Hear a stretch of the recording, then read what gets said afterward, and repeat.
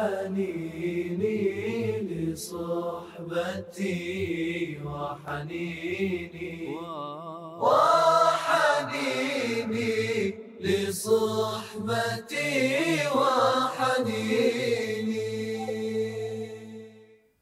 Assalamualaikum warahmatullahi wabarakatuh. Waalaikumsalam warahmatullahi wabarakatuh. Alhamdulillahilladzi wa kafa.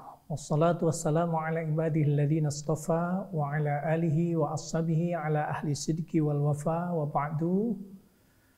Sahabat Quran, para pemirsa IKI-TV dan Madani TV dimanapun berada, baik yang ada di kota dan yang ada di pelosok negeri dan yang ada di luar negeri, kita bersyukur kepada Allah dengan kudrah dan iradahnya. Allah masih berikan kesehatan kepada kita, Allah masih berikan kesempatan umur, kesempatan waktu, sehingga sampai detik ini pula kita masih bisa beraktivitas dalam hidup dan kehidupan kita.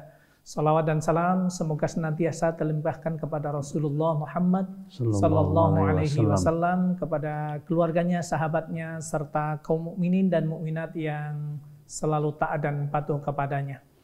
Para pemirsa yang dirahmati oleh Allah Subhanahu wa taala, dalam pertemuan kita kali ini kita mengangkat tema hadiah pernikahan terindah. Tentu saja ini dalam episode yang ke-6 ini kita masih diasuh oleh guru kita Profesor Dr. Kiai Didin Hafifuddin. Alhamdulillah beliau juga sudah bersama kita. Kita sapa terlebih dahulu. Assalamualaikum Pak Kiai. Waalaikumsalam warahmatullahi wabarakatuh.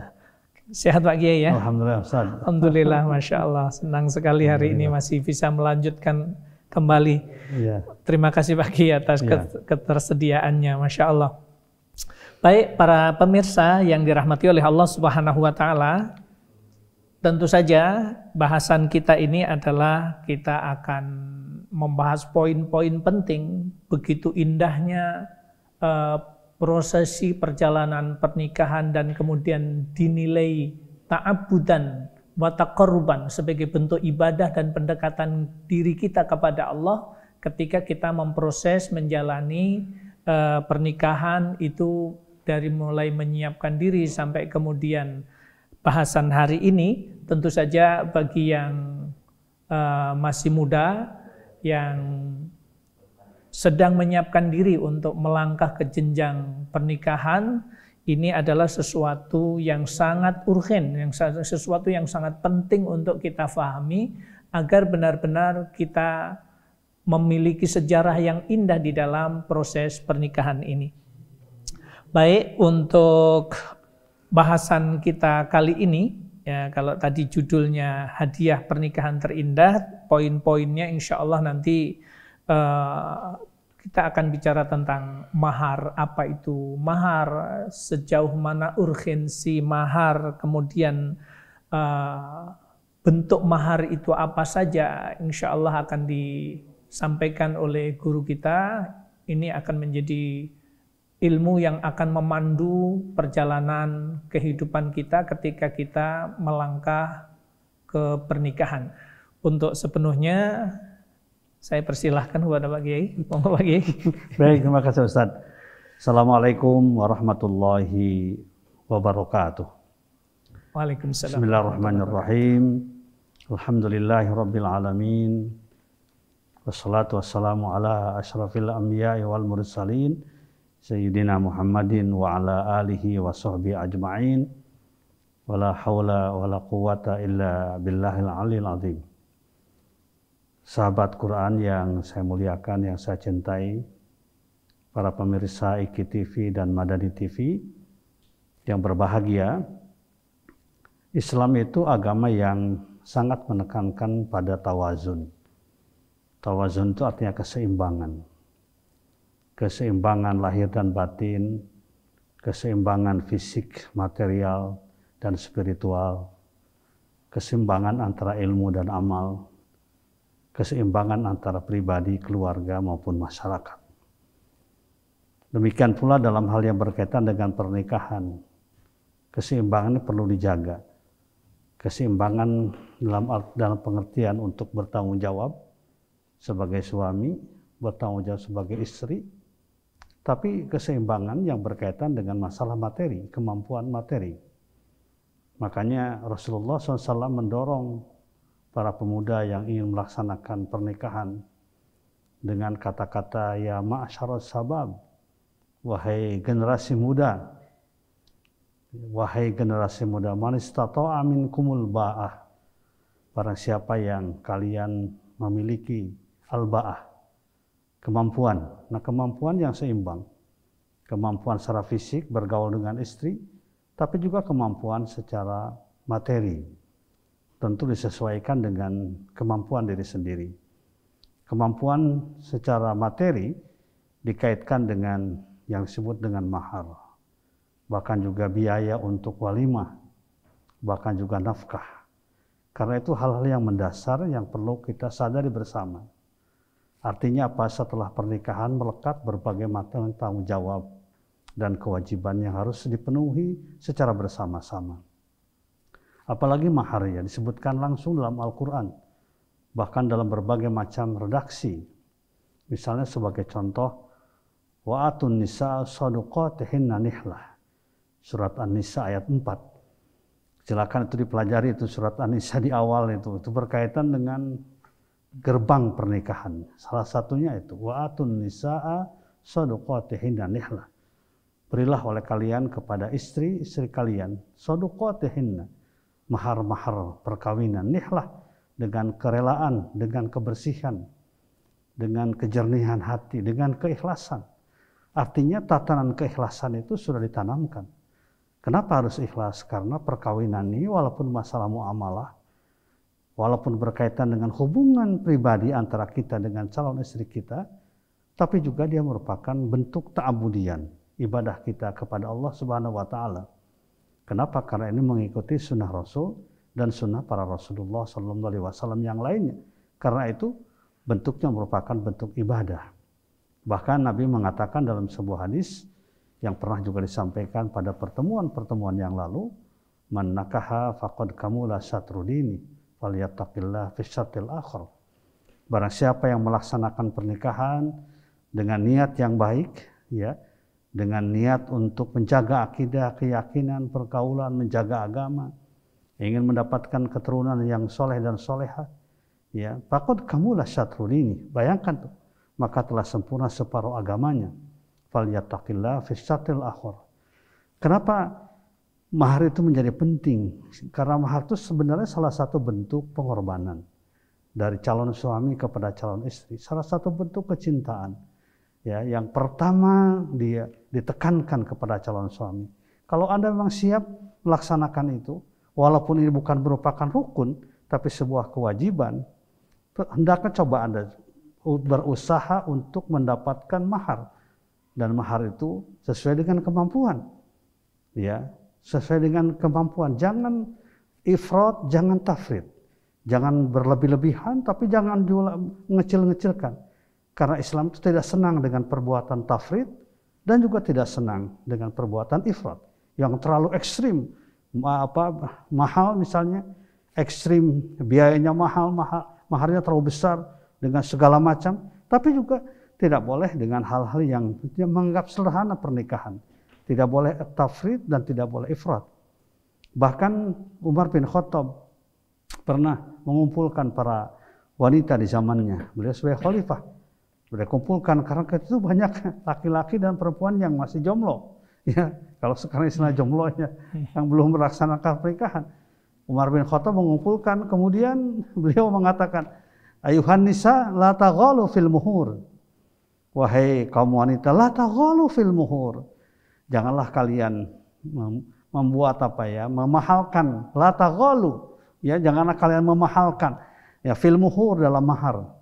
Nah, ketika itu ada seorang wanita mengacungkan tangan, bertanya kepada Umar bin Khattab, "Alaihissallahu yaqulu wa ataitum ihdahunna qintaran?" Bukankah Allah menyatakan dalam Al-Qur'an, "Wa ataitum ihdahunna qintaran"? Ya, hendaknya kalian memberikan kepada calon istri itu qintaran. harta yang banyak, kintaron harta yang banyak, yang sesuai dengan kemampuan. Ketika itu apa jawaban Umar? Umar ini khalifah ya. Ini contoh bahwa di dalam keluarga juga ada mekanisme demokrasi, ada mekanisme syura, ada mekanisme kepemimpinan yang indah, yang ideal. Beliau mengatakan, Umar bin Khattab tanpa rasa malu mengatakan, shadaqat tilkal mar'ah wa khata'a Umar. Benarlah wanita tadi dan salahlah Umar yang menyatakan bahwa kalian tidak boleh memahal-mahalkan di dalam mar. Artinya apa? Artinya memang Islam itu memerintahkan sesuai dengan kemampuan. Kullu nafsin la yukallifullahu nafsan illa wus'aha. Allah tidak pernah menyuruh memerintahkan seorang kecuali atas dasar kemampuannya. Oleh karena itu maka mahar itu walaupun bukan rukun tetapi sangat indah kalau diberikan oleh suami kepada istri sesuai dengan kemampuan, dengan keikhlasan, dengan kebersihan hati. Bahkan saking ya kebersihan hatinya ditekankan di dalam Islam, walaupun itu hak istri, tetapi boleh saja setelah menjadi hak istri dimakan bersama dengan ikhlas boleh. Menjadi biaya rumah tangga boleh, ya. Fa in tibna lakum, ya, kalau seandainya itu dirasa baik, dirasa indah dengan kesenangan hati, maka boleh saja menjadi harta bersama. Begitulah Islam menekankan kewajiban dilaksanakan, tapi juga kebaikan didorong, ya, di dalam mahar itu. Oleh karena itu maka persiapkan generasi muda yang akan melaksanakan pernikahan, ya, sesuai dengan kemampuan kita. Jangan berlebih-lebihan, tapi juga jangan ifrat, jangan tafrid, jangan terkesan bakhil, ya, karena ini adalah calon istri kita, calon pendamping kita. Walaupun mahar itu jangan dikatakan sebagai harga untuk membeli kaum wanita, membeli istri, tidak, karena ini berbeda dengan perdagangan, ya, berbeda dengan perdagangan. Tapi ini bentuk kasih sayang, cinta kita kepada calon istri untuk membangun sebuah rumah tangga, ya, membangun satu bahtera rumah tangga yang tentu nanti banyak tantangan yang akan dihadapinya. Dimulailah dengan belajar keikhlasan dan secara bersama-sama melakukannya dengan sebaik-baiknya, saling mengisi satu dengan yang lainnya. Kemudian juga mahar itu ada bermacam-macam ya dalam Islam itu. Dalam ini diuraikan dalam kitab-kitab fikih. Ada mahar yang disebutkan, yang disebut dengan mahar musamma, ada juga mahar yang tidak disebutkan, yang disebut dengan mahar misil, ya, yang ketentuan-ketentuannya banyak diungkapkan di dalam kitab-kitab fikih. Oleh karena itu, maka sekali lagi mahar itu menurut saya adalah sebagai sebuah kebutuhan yang harus diperjuangkan, ya, seapapun juga. Ya, Rasulullah SAW menyuruh kepada laki-laki untuk mempersiapkan, ya, mempersiapkan mahar dengan sebaik-baiknya. Tapi kepada wanita harus ikhlas ketika menerima mahar yang tidak sesuai dengan harapan. Dan Rasulullah sendiri memberikan contoh, memberikan mahar itu sampai kalau tidak salah ribuan dirham, ya. Sampai menurut sebagian ulama mengatakan senilai 70 ekor unta, bayangkan. Kalau sekarang itu 3,5 miliar, bayangkan itu. Jadi untuk apa? Dalam rangka memberikan penghargaan kepada calon istri karena akan menjadi mendampingi dalam kehidupan, ya, untuk membangun rumah tangga yang baik, bahkan juga bukan sekedar itu, membangun kehidupan yang lebih baik. Begitu, Ustaz. Masya Allah. Baik, Pak Kiai, ini ada poin yang sangat mahal dalam kesempatan kali ini, yaitu Islam mengajarkan tawazun, keseimbangan lahir dan batin, keseimbangan ilmu dan amal, dan kemudian ini walaupun tentu saja ini bentuk ibadah kepada Allah, semuanya harus kita persiapkan, dan yang paling penting adalah bagi calon mempelai atau pemuda yang akan melangkah ke pernikahan, fahamilah ada hak dan kewajiban yang harus dipenuhkan, diantaranya adalah menyiapkan mahar. Tentu saja tadi sudah disampaikan oleh guru kita bahwa bagi calon atau wanita yang dilamar jangan sampai juga memberat-beratkan sehingga pernikahan itu batal gara-gara permintaan tidak terpenuhi, atau juga sebaliknya jangan sampai kemudian yang calon kita yang melamar atau yang melangkah ke pernikahan itu kemudian juga memudah-mudahkan, meringan-ringankan sehingga tidak ada nilai yang dilihat sebagai sesuatu yang layak. Jadi jangan sampai memberatkan dan juga jangan sampai meringan-ringankan. Makanya tentu saja bagi para pemuda, melangkahlah, menyiapkan diri, penuhkan haknya, benar-benar mahar ini memberikan penghargaan, memberikan nafkah yang layak. Karena itu nanti jatuhnya hak yang diberikan itu adalah menjadi sesuatu yang harus dimiliki oleh seorang istri sesudah akad nikah terlaksana, dan itu menjadi milik seorang istri. Sehingga tentu saja upaya dan usaha yang harus dipersiapkan bagi para pemuda yang melangkah mau menikah, siapkanlah yang terbaik sampai kemudian berikutnya nanti tentu saja walimah. Walimah itu terlaksananya harus seperti apa, pentingnya sejauh mana, insya Allah akan kita bahas dalam sesi yang kedua.